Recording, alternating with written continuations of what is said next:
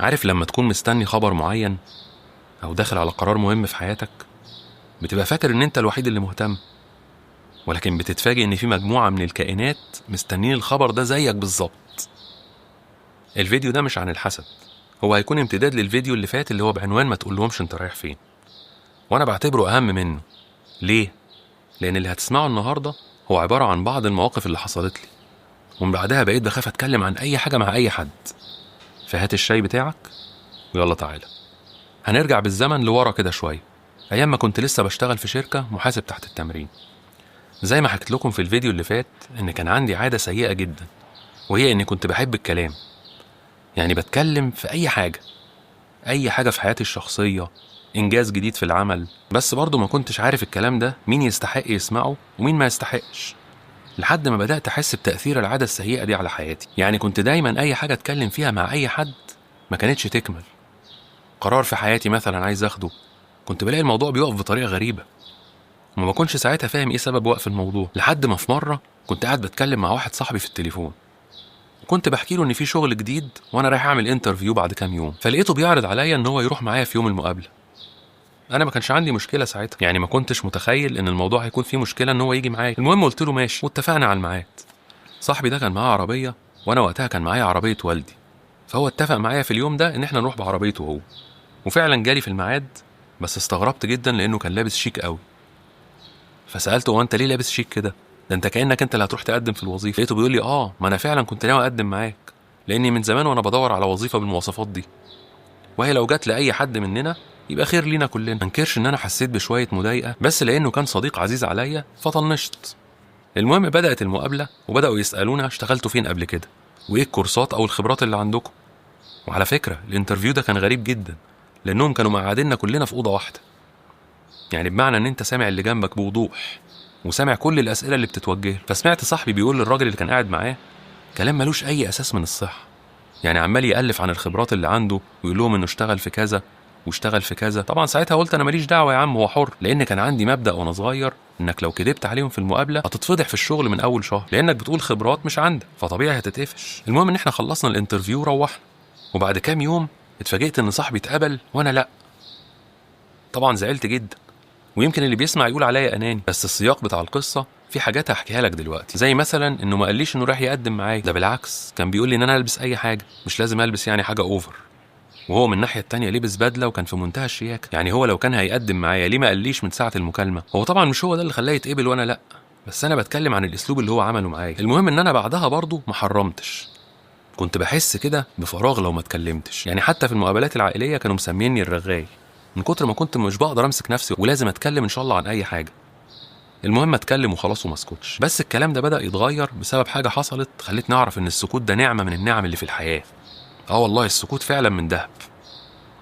كنت بشتغل في مكان بره مصر، وكانت الاجازات في المكان ده كل سنه، يعني كل سنه بناخد شهر اجازه.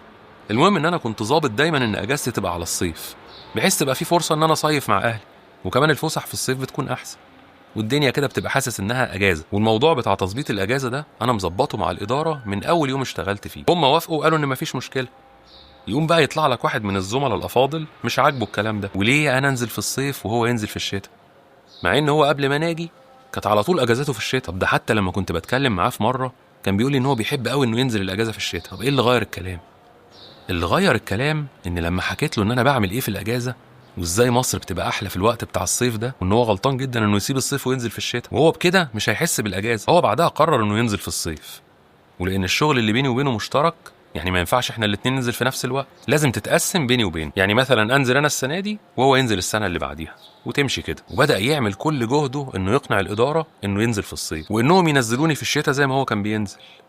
ومهما كنت احاول اقنعه بالهدوء على اساس ان هو مش متجوز، وانا ساعتها كنت متجوز وعندي عيال، لكن هو كان رافض تماما. وكلامه كله كان عباره عن ايه؟ هو احنا يعني بنشتغل ببلاش، ولا احنا هنا بنشتغل خدامين وملناش نفس ننزل في الصيف؟ وكان الكلام ساعات بيقلب لتحدي، يعني ساعات كان بيقول ان هو هينزل ان شاء الله ينهي خدماته في المكان لو منزلش. طبعا ده نموذج حي يثبت لنا ان الكلام اللي ملوش لازمه بيجيب مشاكل، والمشاكل دي اصلا هي مش موجوده. يعني انا اللي خليته يحب ينزل في الصيف. او ممكن في سيناريو تاني بيقول ايه؟ ان هو مش مبسوط ان انا فرحان وعايز ينغص عليا باي طريقه، وده لانه كان موظف قديم في المكان واجازاته كلها كانت في الشتاء، وعمره ما نزل في الصيف. فجأة كده بقى بيحب الصيف وعايز اجازاته في الوقت ده. لا وكمان مش موافق حتى انه ينزل بعد ما نرجع. طبعا الموضوع انتهى بان الاجازة بقت مقسومة بيني وبينه، لان انا كنت متفق مع الادارة من اول ما جيت ان انزل اجازة اكتر من شهر، وهم كانوا موافقين. وده كان الشرط بتاعي من بداية العمل وقبل ما اكتب العقد اصلا. يعني بمعنى اني كنت متفق مع صاحب الشغل نفسه ان اهم حاجة عندي هي الاجازة السنوية، يسيبني براحتي فيها. وانا ساعتها كنت لا طلبت مرتب معين ولا اتكلمت في ماديات خالص، وطالما مخلص التزاماتي والمهام اللي عليا فما فيش مشكلة ان الاجازة تمتد لاكتر من شهر. فالموضوع كان حساس عندي جدا، لدرجة اني كنت مرتب ان لو صاحب العمل ما وافقش ما كنتش هشتغل في المكان ده خالص. وعلى فكرة موضوع الزميل ده ظهر بعد رابع سنة وانا موجود في المكان، يعني اخر 3 اجازات ما كانش حد بيبدل معايا خالص. المهم الموضوع مشي بعد كده مناصفة بيني وبينه، ومن بعدها ما بقتش احكي لاي حد عن اي تفاصيل زي دي. يعني اني نازل اجازة مثلا، هصيف في المكان الفلاني، هاخد عيالي ونتفسح، كل الكلام ده وقفته تماما، لدرجة اني بقيت بحس ان اي حد بتكلم معاه في الكلام ده الاجازة بتبقى مليانة نكد ومش بعرف استمتع بيها. والله الموقف ده بقى هو الموقف اللي خلاني فعلا اني التزم بالسكوت والصمت، التزم بيهم لبقية حياتي. هو الموقف كان في الشغل برضه، وعشان الفيديو ما يكونش طويل فانا هكتفي بمواقف العمل بس. اما لو عجبكم الفيديو وعايزين منه جزء تاني ممكن نعمل جزء تاني عن المواقف اللي هي بتحصل مع العلاقات مع المقربين لينا. اكتبوا لي لو حبيتوا، ويا ريت تكون دوست لايك لو عجبك الفيديو، وما تنساش تطمن على اشتراكك في القناة. ويلا نكمل. كنت في فترة من فترات حياتي شادت حيلي جامد قوي في الشغل، والمكان كله كان واخد باله من الحكاية دي، لدرجة ان إدارة المكان كانت بترقيني وبسرعة جدا. وطبعا الموضوع ده كان بيضايق بعض الناس من اللي بيشتغلوا معانا في المكان. هو المعتاد وفي اي مكان، وده اللي شفته على مدار حياتي، ان دايما الناس بتبقى متضايقة من نجاحك، مش عارف ليه. المهم ان انا العملية وسعت معايا خالص، والإدارة بدأت تحطني في أماكن مركزية، يعني بقيت بمسك إدارات بمعنى أصح. فكنت أحيانا ألاقي واحد من الناس الموجودين اللي هو أصلا بيعتبر زميل ليا يقول لك هو أنت صدقت نفسك ولا يا عم الحاج؟ ده أنت تابع فلان بيه، ده أنت واسطة يابا. هو أنت فاكر إن اللي أنت فيه ده نجاح؟ ما أنا لو كان قريبي فلان كان زماني بقيت زيك. وكلام بقى من النوعية دي، مع إني ساعتها عمري ما خدت رأي حد في الأداء بتاعي، ولكن هو الكلام كان بيجي لك كده بطريقة عشوائية. يعني تلاقي الشخص ده كده داخل عليك ويقعد معاك ويضحك معاك شوية، وبعدين يدي لك بقى الكلام ده كده من تحت لتحت في وسط الكلام. المهم ان انا ساعتها كنت بكبر دماغي وبقول يلا يا عم مش مشكلة، بس كنت فاكر ان كل الناس اللي حواليا اصحابي وبيحبوا الخير ليا، ولكن الحقيقة كانت عكس كده تماما. لان اللي حصل، كنت في شغلانة جديدة الشركة كانت داخلة عليها، وانا كنت من ضمن فريق العمل اللي اختاروه عشان يبقى في الشغلانة دي. وبدأنا نتحرك ونروح ونيجي والدنيا كانت ماشية آخر جمال. بس لظروف ما حصلت لخبطة في الشغل الجديد، واتفاجئت ان الإدارة حملتني كل المسؤولية، مع ان الموضوع ما كانش معايا بالكامل. بس لقيتهم بيقولوا ان انا السبب في الفشل وخرجوني من الموضوع. الحقيقة بقى وهي ان بعض الزملاء اللي كانوا معانا في المشروع، يعني اللي كانوا من ضمن فريق العمل، كانوا بينقلوا صورة للإدارة عن اني بعمل حاجات مش صح. والمشكلة الأكبر ان الإدارة ما كانتش بتواجهني، دول كانوا سايبيني كده اشتغل لحد ما يحصل الوقعة الكبيرة. وفعلا لقيت نفسي في وضع المتهم، وان انا السبب في كل الفشل اللي حصل في الشغل. حاولت ان انا اجتمع معاهم وافهمهم الحقيقة وايه الحاجات اللي انا كنت بعملها في الشغل، وكمان كنت بعملها ازاي، وده طبعا عكس الكلام اللي وصل لهم من حبايبنا. بس الإدارة كان عندها كم كافي جدا من الشحن يخليهم حتى ما يرضوش يسمعوا لي. بس لما رجعت بذاكرتي كده اكتشفت ان انا كنت بحكي كل حاجة مع اي حد يقعد معايا، بتكلم عن تفاصيل الشغل الدقيقة، يعني ازاي كنت بنفذ المهمة دي وازاي كنت بحل المشكلة دي.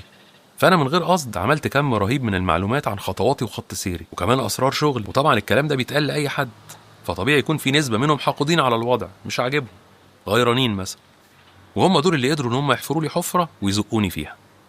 انا ما زعلتش على الشغل على قد ما زعلت على نفسي، وان قد ايه لساني ده وداني في داهية. من بعدها قررت ان انا امسك لساني باي طريقة، ولا يمكن اقول اي معلومات عن اي حاجة. بس طبعا اخدت فترة طويلة جدا عشان اتدرب على الصفة دي، لان كنت احيانا مش بقدر امسك نفسي وبتكلم برضه. بس كنت وقتها ارجع وافتكر المواقف اللي حصلت، وازاي ان المواقف دي خسرتني شغل، وان الشغل ده كان ممكن يغير مستواي تماما. المواقف دي ربنا بيبعتها لك عشان تتعلم منها، ولو ما اتعلمتش منها يبقى الخطأ عندك انت. يعني انا من زمان وانا شايف ان الكلام دايما بيجيب اذى، ومع ذلك كنت مستمر برضه، واي حاجة على بالي كنت عايز اقولها لاي حد كنت بقولها. بس في حاجة واحدة بس كانت بتعزي الموضوع ده بالنسبة لي، يعني وهي ان عمري ما كانت نيتي فيها سوء. حاجة سيئة يعني كنت وأنا بتكلم مع أي حد كانت دايما نيتي بتكون خير، ومش بكون قاصد أي حاجة من كلامي ده غير إني بدردش وبرغي وخلاص. عشان كده بقولك لو أنت لسه في بداية حياتك اسكت. السكوت مش هيجيب لك مشكلة، بالعكس تماما، ده أحيانا السكوت بينقذك من مصايب ممكن تقع فيها. وشكرا جدا لكل اللي وصل للنقطة دي.